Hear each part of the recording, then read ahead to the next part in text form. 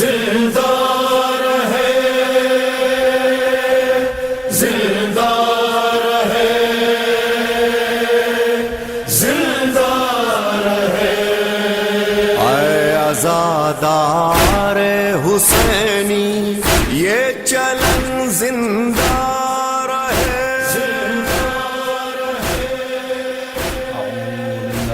من الشیطان الرجیم بسم اللہ الرحمن الرحیم الحمد للہ رب العالمین والصلاة والسلام علی اشرف الانبیاء والمرسلین حبیب الہ العالمین سیدنا ومولانا ابی القاسم المصطفى محمد اللهم صل على محمد وآل محمد وعلى أهل بيته الطيبين الطاهرين المعصومين المظلومين ولعنة الله على أعدائهم أجمعين أما بعد فقد قال الله الحكيم في الذكر الكريم أعوذ بالله من الشيطان الرجيم يا أيها الذين آمنوا اتقوا الله وكونوا مع الصادقين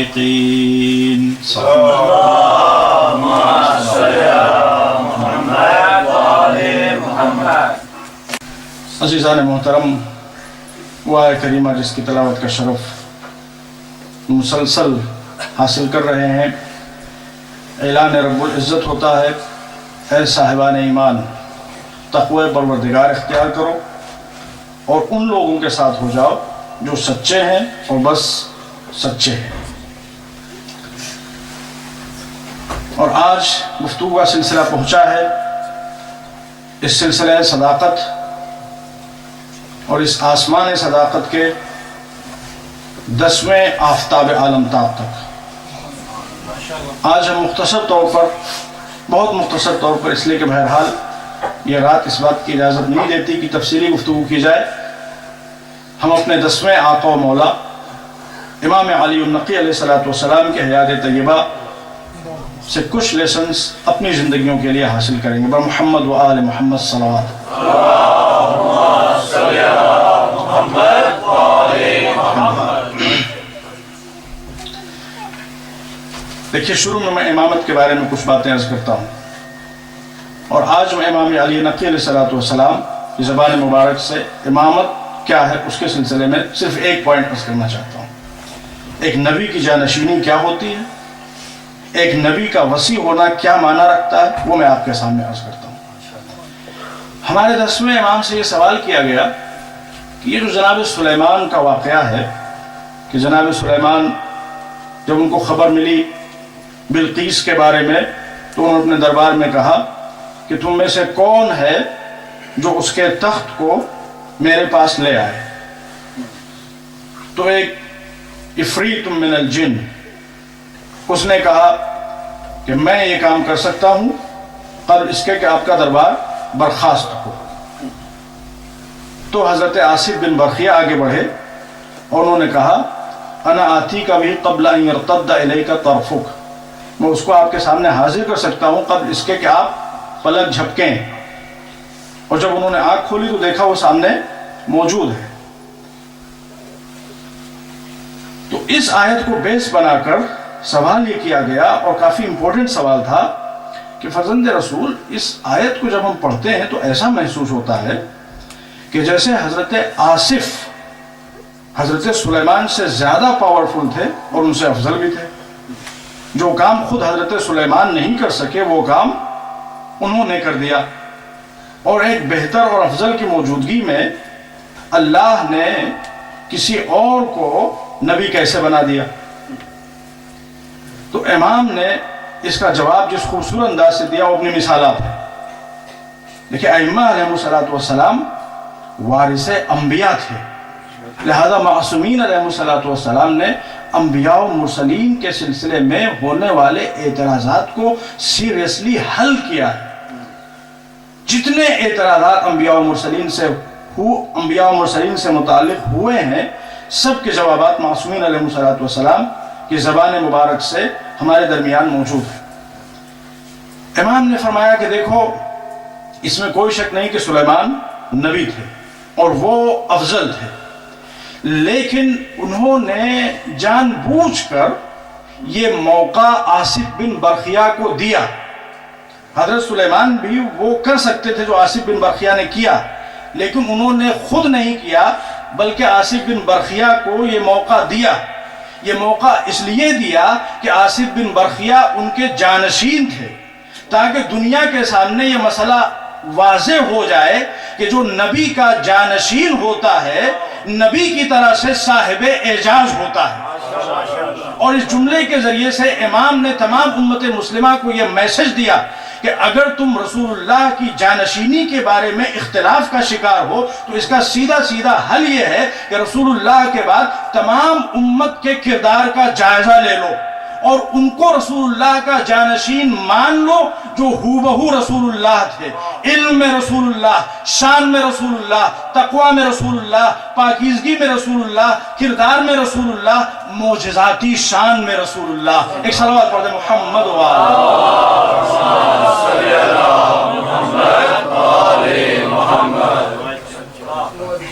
اور ایک بہت ہی انٹرسٹنگ بات جو اس امام کے سلسلے میں ہسٹری میں ملتی ہے، دیکھیے دنیا آج تک حیران ہے کہ ائمہ علیہ السلام کا سورس آف نالج کیا تھا،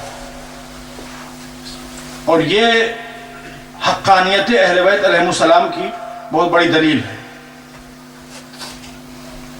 تمام مسلمان اپنی اپنی کتابوں میں، جتنی کتابیں بھی آپ کو بایوگرافیز سے متعلق ملیں گی، جب ائمہ اہل بیت کا ذکر ہوگا، رسول اللہ کے 12 معصوموں کا ذکر ہوگا، تو ہر کتاب میں 12 معصوم جانشینوں کا ذکر ہوگا، تو ہر کتاب میں آپ کو یہ ملے گا کہ یہ اپنے زمانے کے سب سے بڑے عالم تھے۔ کسی کتاب میں آپ کو یہ نہیں ملے گا کہ ان کے زمانے میں کوئی ان سے بڑا بھی عالم تھا۔ لیکن جو بات تعجب کی آپ کو دکھائی دے گی وہ یہ کہ دنیا کا کوئی بھی عالم ہو، کوئی بھی پڑھا لکھا انسان ہو، اس کے استادوں کی فہرست آپ کو دکھائی دے گی سوائے ائمہ اہل بیت علیہ السلام کے۔ ہر انسان کہتا ہے کہ علی اپنے زمانے میں سب سے بڑے عالم تھے، مگر سوائے رسول اللہ کے کوئی استاد نہیں۔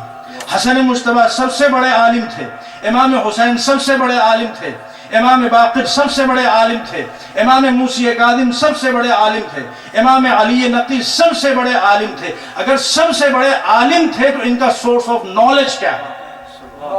اگر مسلمان صرف اسی ایک پوائنٹ پر غور کر لیں تو یہ مسئلہ تمام مسلمانوں کے لیے خود بخود آشکار ہو جائے گا کہ یہ اللہ کے نمائندے تھے، اور چونکہ اللہ کے نمائندے تھے لہذا اللہ نے ان کو ایجوکیٹڈ بنا کر بھیجا تھا۔ ایک صلوات پڑھ دیں محمد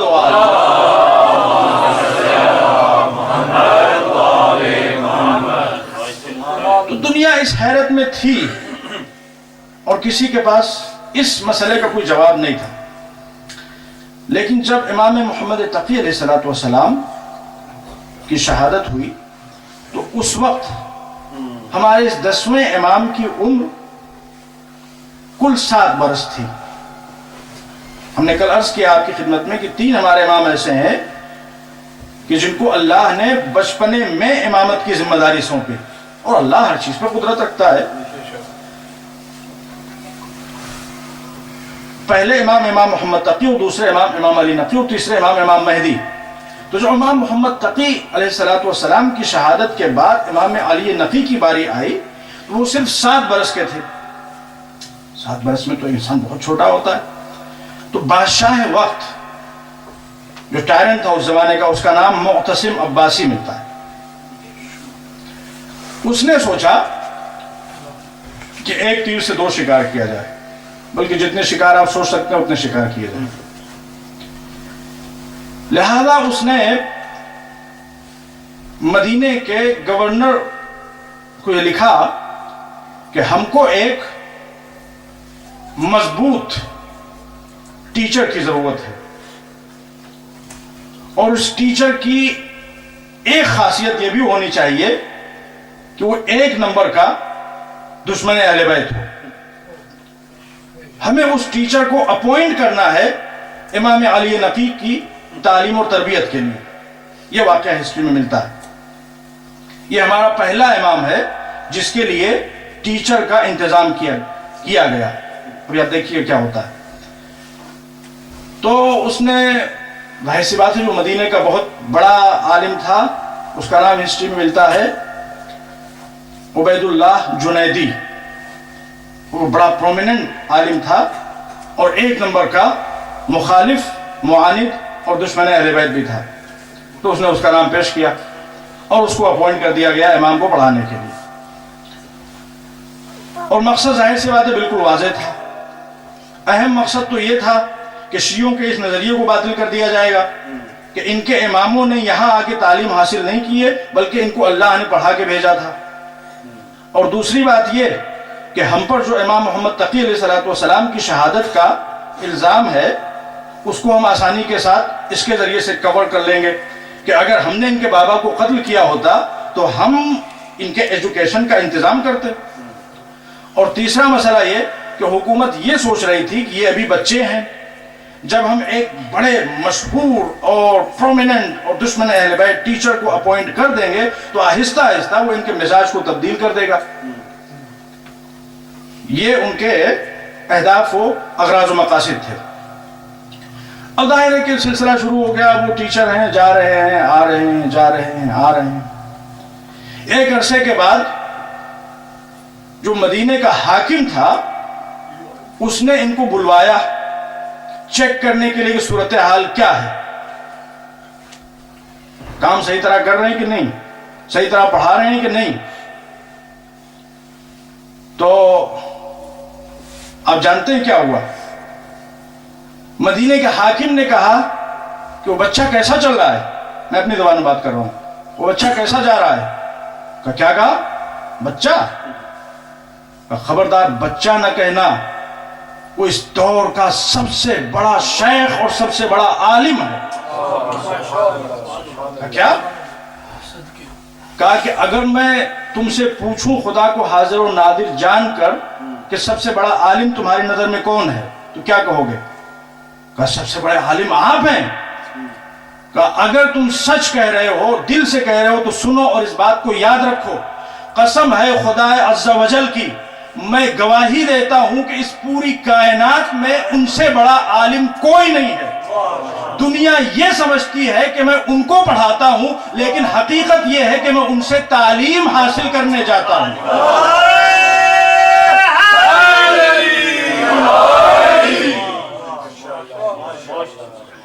میں نے شروع میں خود ان کا ٹیسٹ لینے کے لیے پہلے میں نے ان سے کہا کہ قرآن کے جو چھوٹے چھوٹے سورے وہ پڑھیں. جو سورہ میں نے کہا انہوں نے پڑھ کے سنا دیا اور اس کے بعد میں کہا کہ جو پوچھنا چاہو پوچھو, اس کی تفسیر سے متعلق, اس کی تعویل سے متعلق, شان نزول سے متعلق. پھر میں نے بڑے سورے بتائے کہ ہو سکتا ہے چھوٹے سورے بابا نے یاد کرا دیے ہوں, تو میں نے جتنے بڑے سے بڑے سورے ان کو بتائے اور جہاں سے میں نے کہا فوراً انہوں نے پڑھنا شروع کیا. اور قرآن کی تفسیر پر, قرآن کی قرأت پر, قرآن کی تلاوت پر انہیں ایسا کمانڈ حاصل ہے کہ میں خود تصور نہیں کر سکتا, میری عقل حیران ہے. تو یہ ہمارے امام علی نقی علیہ السلام اور یہ ان کے بچپنے کا علم. تو آپ تصور کیجئے جس کا بچپنا اس منزل پہ ہو وہ جوانی میں کس منزل پہ ہو. حالانکہ ان کے ہاں بچپنا اور جوانی کوئی فرق نہیں ہوتا. ایک صلوات پڑھتے محمد و آل محمد.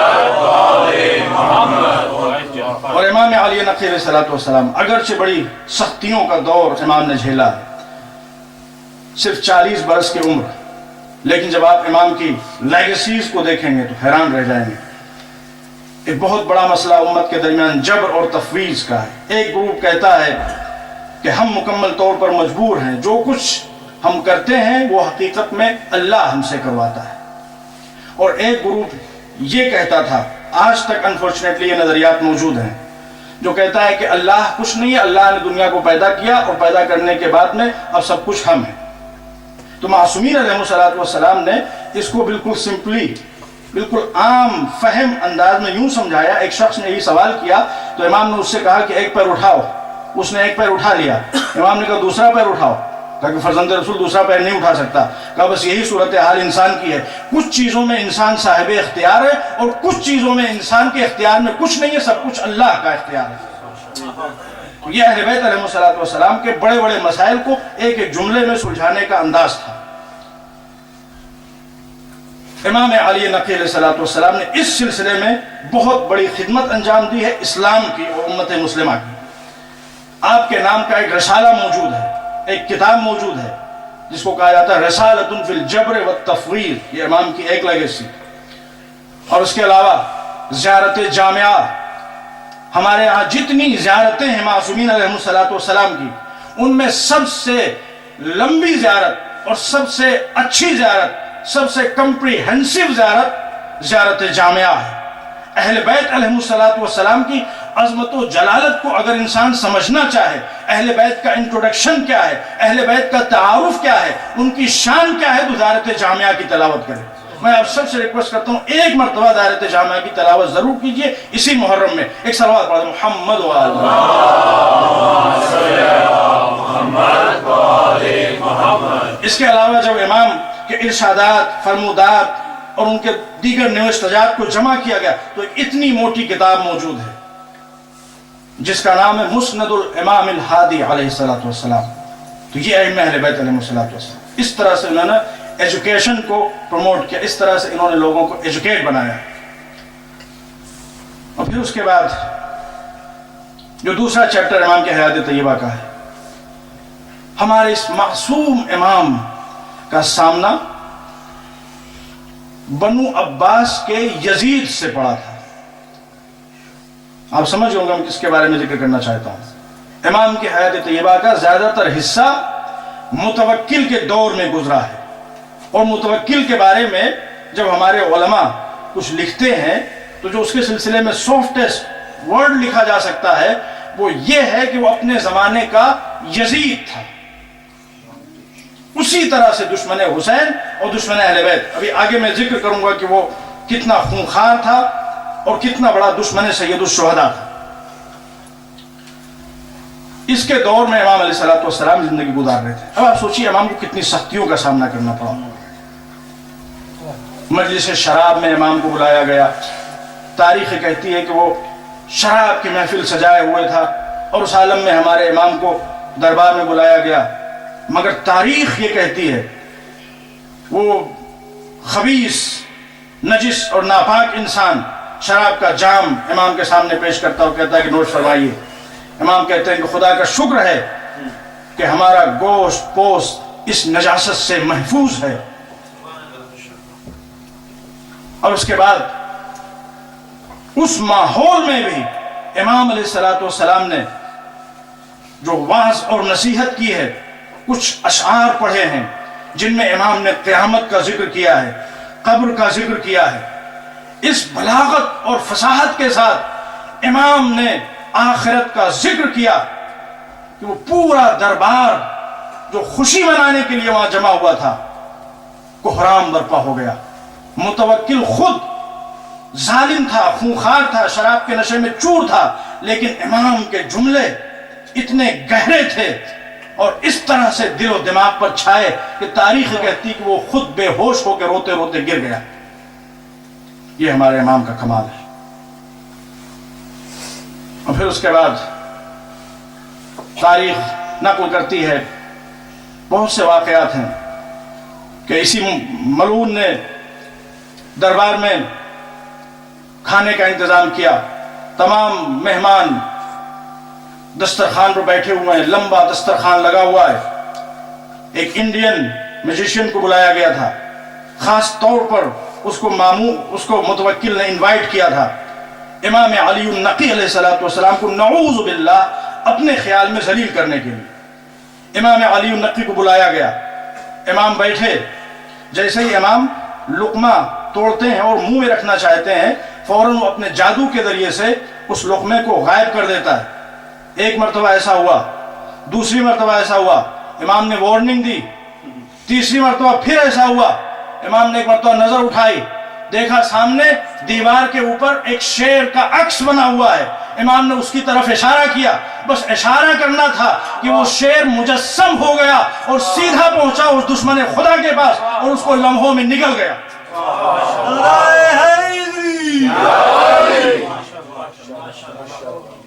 یہ منظر ایسا وحشتناک تھا کہ متوکل سمیت دوسرے درباری بے ہوش ہو گئے.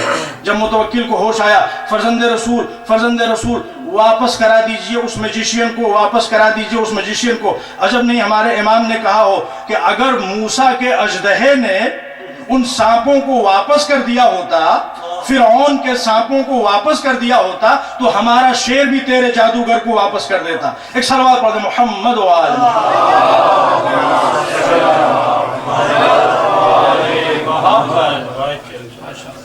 یہ اس ظالم کا ظلم امام کے ساتھ. لیکن امام کا کردار میں آپ کے سامنے بیان کرنا چاہتا ہوں. ذرا سا امام کا کردار اس کو غور سے سنیے، اور ہم سب کا فرض بنتا ہے کہ معصومین علیہ السلام کی حیات طیبہ کو اپنی لائف میں امپلیمنٹ کریں. یہی محبت کا اور مودت کا اہم اور مین تقاضا ہے. تاریخ کہتی ہے کہ ایک مرتبہ یہ متوکل ایسا ظالم اور خونخوار، ابھی آگے بھی بہت سی باتیں آئیں گی، یہ بیمار پڑتا ہے. اہل بیت کا کردار دیکھیے، جو اللہ والے ہوتے ہیں ان کا کردار ایسا ہی ہوتا ہے. بیمار پڑتا ہے، بچنے کی کہیں سے کوئی امید نہیں. ایک کوئی پھوڑا ہو گیا تھا اس کے جسم میں، اور تمام درباری طبیب تھک چکے تھے اس کے ٹریٹمنٹ سے. تو ماں اس کی وہ جانتی تھی کہ اس کا علاج صرف ایک انسان کے پاس ہے. رات کے اندھیرے میں وہ امام کے گھر گئی اور جانے کے بعد کہا کہ میرا بیٹا بیمار ہے، متوکل بیمار ہے اور اس کی بیماری کا کوئی علاج نہیں ہے، آپ مدد کیجیے. یہ اہل بیت علیہ السلام کا دل تھا، یہ اہل بیت علیہ السلام کا جگر تھا کہ متوکل جیسا خونخوار بھی اگر ضرورت مند ہو گیا تو انہوں نے اس کو ضرورت مند سمجھ کے ٹریٹ کیا، دشمن سمجھ کے ٹریٹ نہیں کیا.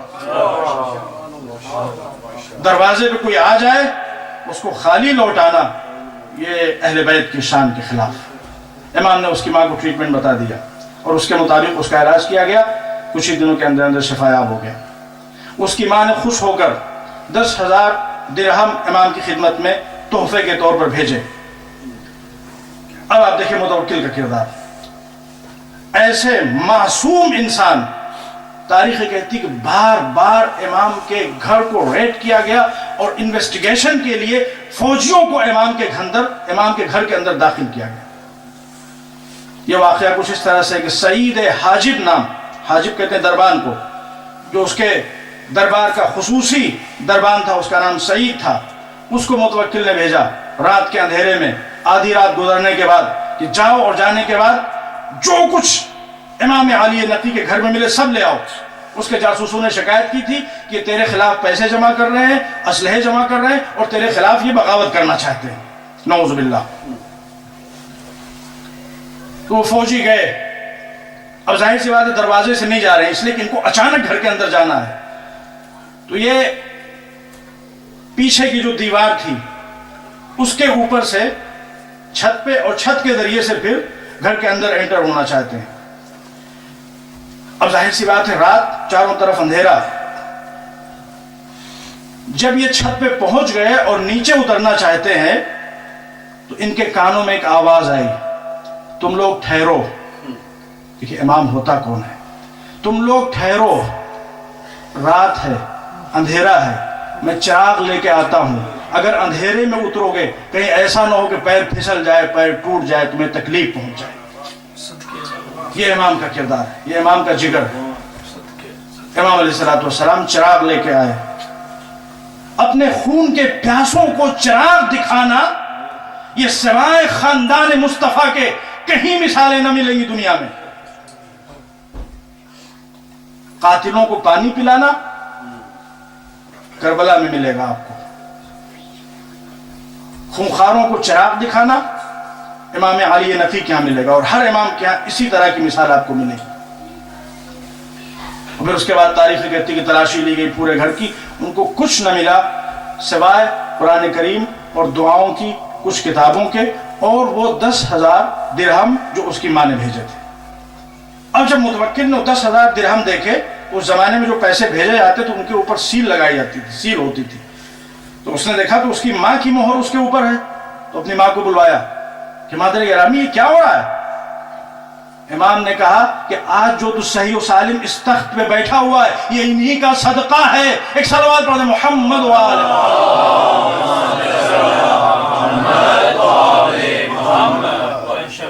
عزیزان محترم، یہ اہل بیت علیہ السلام کا کردار ہے. ہمیں کیا کیا عرض کروں، باتیں بہت ہیں. متوکل بہت خونخوار، بہت ظالم و جابر یزید وقت. تاریخ یہ کہتی ہے کہ اس نے 47 ٹائمز امام حسین علیہ السلام کی قبر مبارک کے نشان کو مٹانے کی کوشش کی. لیکن اگر اللہ نے اعلان کیا ہے یریدون لیطفئوا نور اللہ بافواہہم، یہ اپنی پھونکوں کے ذریعے اللہ کے نور کو بجھانا چاہتے ہیں، مگر اللہ کا منصوبہ یہ ہے کہ وہ اپنے نور کو کبھی بجھنے نہیں دے گا. تو کوششیں کر کر کے تھک گئے، مگر مظلوم کا روزہ آج بھی دنیا کے نقشے پر چمک رہا اور دمک رہا ہے. 47 ٹائمز امام کی قبر مطہر کو ختم کرنے کی کوشش کی، اس پہ حل چلوانے کی کوشش کی. تاریخ کہتی کہ جانور جب اس ایریے میں پہنچے تو ٹھہر جاتے تھے، مارا جاتا تھا، مر گئے جانور آگے نہ بڑھے. اس نے پلان یہ کیا کہ وہاں پر جو فرات نہر تھی اس کو کاٹ کے لایا جائے اور امام حسین علیہ السلام کی قبر کو فرات کا ایک حصہ بنا دے اور اس طرح سے قبر حسین ہمیشہ ہمیشہ کے لیے مٹ جائے. تاریخ کہتی ہے پانی کائنات کا ذرہ ذرہ عارف اہل بیت ہے. اس کائنات کا ایک ذرہ ایسا نہیں ہے جو اپنے زمانے کے امام کو اور شان امامت کو پہچانتا نہ ہو. تاریخ کہتی پانی کو لایا گیا تو وہ چاروں طرف یوں ہی طواف کرنے لگا اور اسی لیے وہ پورا ایریا قبر مطہر میں خاص، جب آپ جائیں گے وہاں پہ روضے پہ امام حسین علیہ السلام کے مظلوم کربلا کے، تو وہاں پہ ایک خاص ایریا ہے، فقہ کی کتابوں میں اس کا ذکر ہے، اس کو حائر حسینی کہا جاتا ہے. حائر کا مطلب ہوتا ہے ونڈرنگ، حائر کا مطلب ہوتا ہے ادھر ادھر گھومنا پریشانی کے عالم میں. تو اس کی وجہ یہ ہے کہ جب متوکل نے وہاں پر نہر بہانے کی کوشش کی اور پانی لایا گیا تو پانی بھی حیران ہو کر مظلومیت حسین میں قبر حسین کا طواف کرنے لگا. اس لیے اس پورے ایریے کو حائر حسینی کہا جاتا ہے. اور زیارت پر کیسی پابندی تھی؟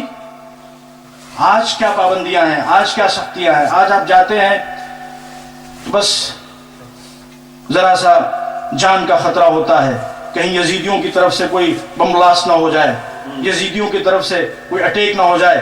آج بھی دنیا کی اتنی ترقیوں کے باوجود بھی ہزاروں، کم سے کم ہزاروں سید الشہداء کے قبر اطہر کے پلگرمز اور زائرین کو قتل کیا جاتا ہے صرف اس جرم میں کہ وہ حسین کی زیارت کو جا رہے ہیں. یہ یزیدیت نہیں تو اور کیا ہے؟ بیزار محترم، لیکن آج کے زمانے کی سختیاں اس زمانے کی سختیوں کے مقابلے میں پھول ہے، پھول. لوگ اپنے ہاتھوں کو کٹوا کر گئے ہیں مظلوم کی زیارت کے لیے، پیروں کو کٹوا کر گئے ہیں مظلوم کی زیارت کے لیے. عورتوں کی گودوں سے بچوں کو کھینچ کر ان کے سامنے سر و تن میں جدائی کی جاتی تھی. عورتوں نے یہ غم برداشت کیا مگر زیارت سید الشہداء ترک نہ کی. یہ ہے ہماری تاریخ اور ہمیں اپنی اس تاریخ کو اپریشیٹ کرنا چاہیے. اور اس زمانے میں اللہ نے جو اپرچونٹیز، جو فریڈم، جو آزادی ہم کو پرووائڈ کی ہے اس کی قدر کر کے اہل بیت علیہ السلام کی زندگیوں کو خود بھی سمجھنا چاہیے اور دنیا کو بھی سمجھانے کی کوشش کرنا چاہیے. ایک صلوات پڑھ دیں محمد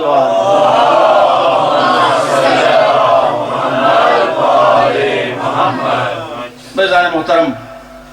میں آج سلسلے کو یہیں پہ روک رہا ہوں اس لیے کہ یہ شب عاشور ہے، یہ غم کی تاریخ ہے، یہ عزاداری کی تاریخ ہے. یہ ماتم اور گریہ وزاری کی تاریخ ہے۔ آج کی تاریخ بڑی دردناک تاریخ ہے۔ روایتیں یہ بتاتی ہیں کہ آج کی اس تاریخ میں رات کے سناٹے میں ایک صحابی امام عالی مقام کے خیمے کی طرف سے گزر رہے تھے۔ انہوں نے جناب زینب علیہ مقام اور امام حسین کے درمیان ہونے والی گفتگو سن لی۔ اس وقت جناب زینب امام حسین سے کہہ رہی تھی، اے میرے ماجائے، آپ جانتے ہیں کل کیا ہونے والا ہے؟ یہ جو گنے چنے صحابی آپ کے موجود ہیں، کیا آپ نے ان کو آزما لیا ہے؟ کہیں ایسا تو نہیں کہ یہ بھی صبح میں آپ کا ساتھ چھوڑ کر چلے جائیں؟ بس یہ جملے اس صحابی نے سن لیے۔ تاریخ یہ کہتی ہے کہ وہ صحابی سیدھا جناب حبیب کے پاس گیا، اور پھر اس کے بعد میں جناب حبیب اور وہ مل کر تمام اصحاب حسینی کو اکٹھا کرتے ہیں، اور سب مل کر شہزادی کے خیمے کے سامنے آتے ہیں اور اپنی اپنی تلواروں کو اپنی گردنوں پہ رکھ کے کہتے ہیں، بی بی اگر آپ کو ہماری وفاداری پر بھروسہ نہیں ہے تو ہماری زندگی کا فائدہ کیا؟ بس اجازت دیجئے کہ ہم اپنی گردنیں خود اپنے ہاتھوں سے جدا کر دیں۔ اللہ اکبر۔ یہ ہیں حسین کے وہ اصحاب جن کے بارے میں ہمارا مولا فخر سے فرماتا ہے، قسم ہے خدا عز و جل کی، پوری تاریخ انسانیت میں جیسے باوفا متقی پرہیزگار اصحاب مجھے ملے ہیں، ویسے اصحاب کسی کو نہیں ملے، نہ میرے بابا کو ملے نہ میرے نانا کو ملے۔ یہ ہیں وہ اصحاب حسینی جن کے بارے میں معصوم امام فرماتے ہیں، طبتم وطابت الارض التي انتم فيها دفنتم، تم بھی پاک ہو گئے اور وہ زمین بھی پاک ہو گئی جس میں تم سپرد لحد کر دیے گئے۔ جزاکم ربکم خیر الجزا۔ اس رات کے واقعات بہت ہیں۔ تاریخ کہتی ہے جب شب کا سناٹا چاروں طرف چھا گیا تو امام عالی مقام صحرائے کربلا کا جائزہ لینے کے لیے نکلے۔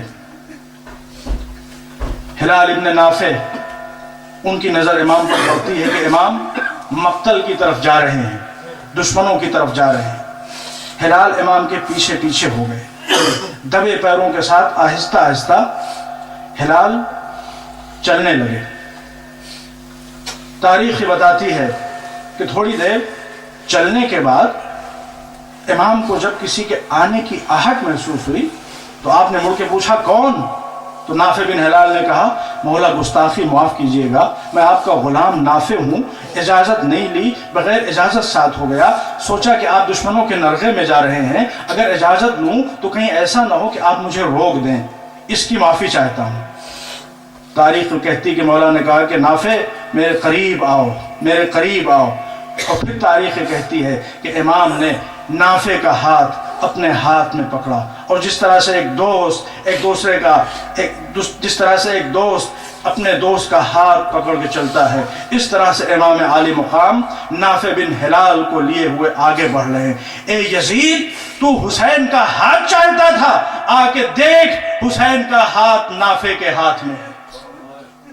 حسین کا ہاتھ غلامان حسین کو ملتا ہے، حسین کا ہاتھ اصحاب حسین کو ملتا ہے۔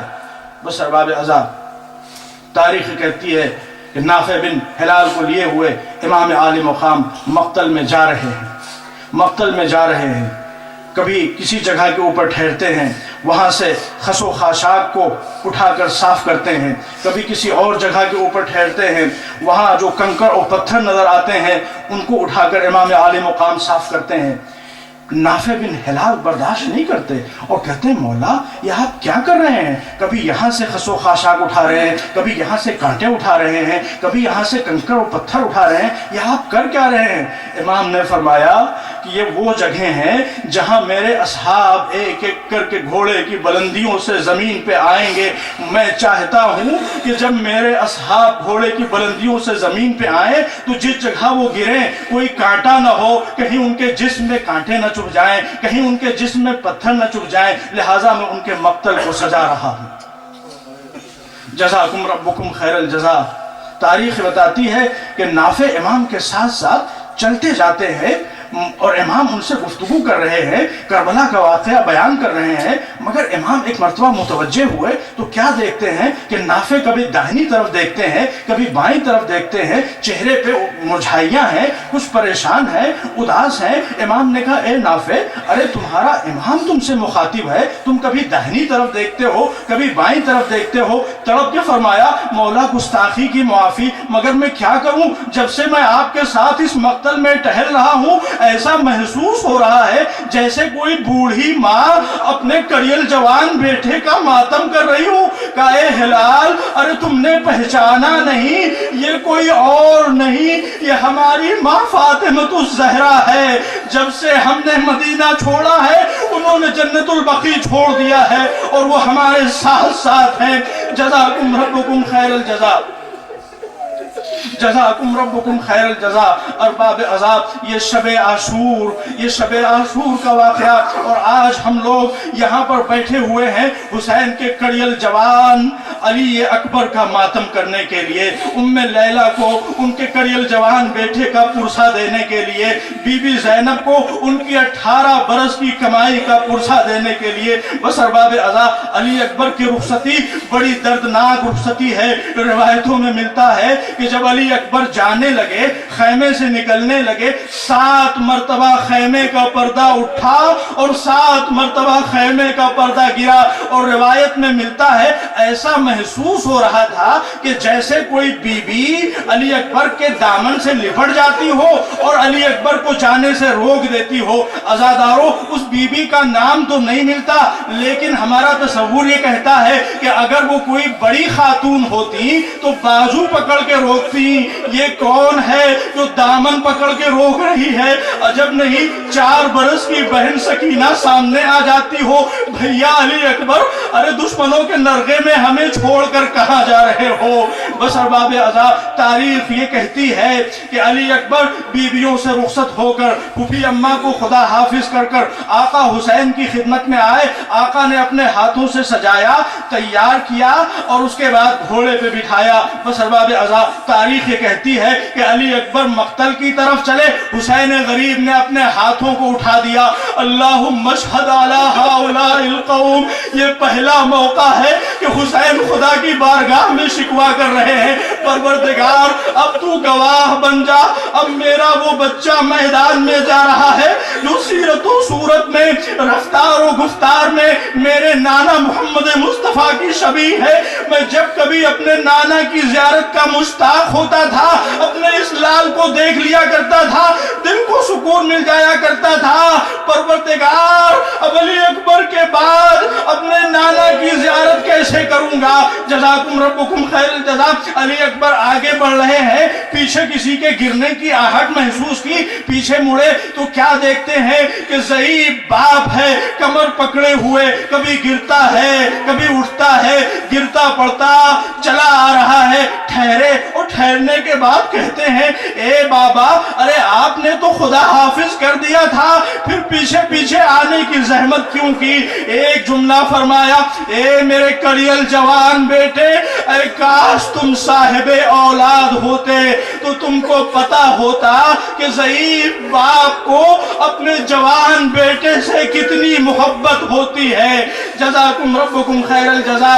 میدان کارزار میں آئے، صفوں کی صفیں الٹ دی، علی مرتضیٰ کے پوتے تھے، خوب لڑے، اور ایک وقت وہ بھی آتا ہے، تاریخ بتاتی ہے کہ پیاس کا غلبہ ہوا، پیاس کا غلبہ ہوا، پیاس کی شدت سے پریشان ہو کر میدان کارزار سے واپس آئے، اور آنے کے بعد عجیب جملہ کہتے ہیں، یا ابتا العطش قد قتلنا، بابا جان پیاس مارے ڈالتی ہے، اے کاش ایک قطرے آب مل جاتا تو میں ان ظالموں کو بتا دیتا کہ علی کا پوتا کس طرح سے جہاد کرتا ہے۔ لو ارباب عذاب، میں سمجھتا ہوں کہ کربلا کی تاریخ میں آقا حسین کی سب سے بڑی مظلومیت آقا حسین ہمیشہ علی اکبر سے کہا کرتے تھے میرے کڑیل جوان بیٹے تم میری اولاد ہو, تم میرے نور نظر ہو, میری گود کے پالے ہو, میری تمنا ہے کبھی مجھ سے کچھ مانگو,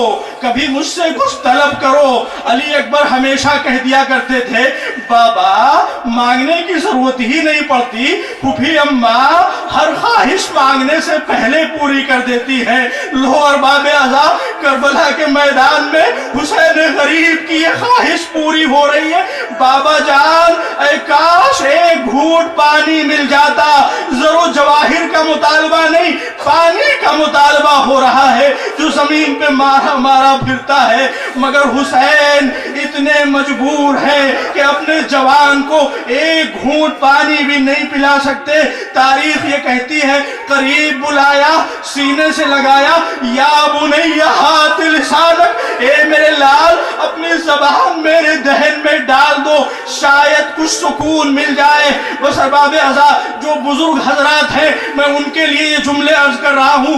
دیکھیے انسان کی فطرت ہے کہ جیسے جیسے بچہ بڑا ہوتا جاتا ہے انسان کو اس سے محبت بڑھتی جاتی ہے, لیکن جب تک بچہ چھوٹا ہوتا ہے انسان آسانی کے ساتھ محبت کا اظہار کر لیا کرتا ہے, چوم لیا کرتا ہے, گلے لگا لیا کرتا ہے, پیار کر لیا کرتا ہے, ہونٹوں کو چوم لیا کرتا ہے. مگر جب بچہ بڑا ہو جاتا ہے, جوان ہو جاتا ہے, تو اس جوانی کے سبب بیچ میں ذرا سا فاصلہ آ جاتا ہے. اب انسان چاہتا تو ہے مگر بیٹے کے منہ نہیں چوم سکتا.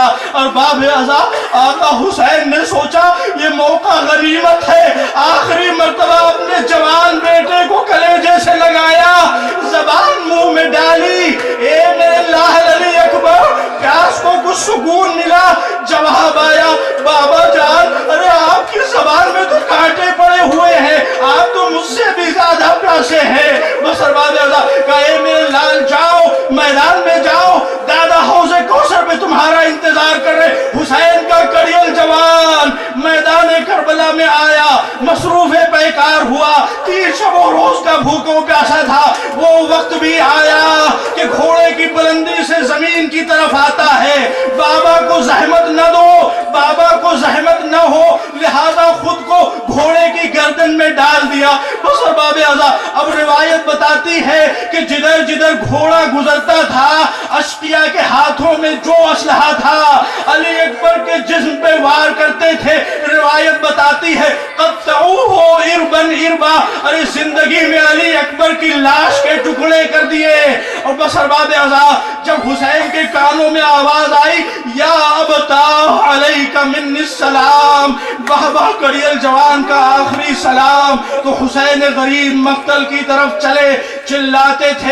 چلاتے تھے کہ باپ کے پیارے کدھر گئے, اے نور چشم آنکھوں کے تارے کدھر گئے, مقتل میں ہم شبیہ پیغمبر کدھر گئے, اے میری زندگی کے سہارے کدھر گئے.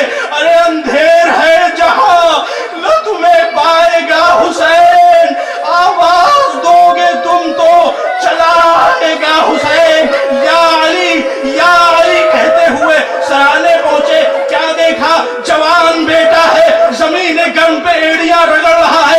سرانے بیٹھے, اے میرے لال علی اکبر ارے خیریت تو ہے بیٹا, یہ تو بتاؤ سینے پہ ہاتھ کیوں رکھے ہو. کہا بابا سینے میں برچھی لگی, ظالم نے برچھی نکالنا چاہی, برچھی تو نکل گئی لیکن علی سینے میں پیوست رہ گئی. حسین آستینے الٹتے ہیں, ایک ہاتھ زمین کربلا پہ, دوسرے ہاتھ سے برچھی کی آنی, اور اب جو یا علی کہہ کے کھینچا سینہ چاہ علی اکبر کا کلیجہ باہر.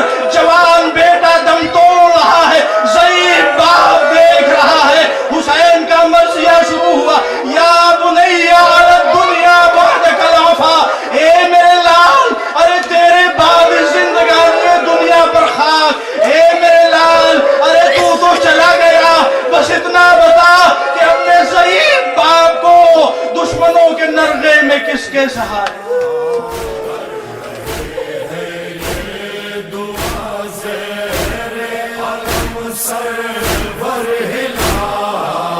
کر رہے ہیں یہ دعا زیر علم سرور ہلال, اے पंजतन जिंदा रहे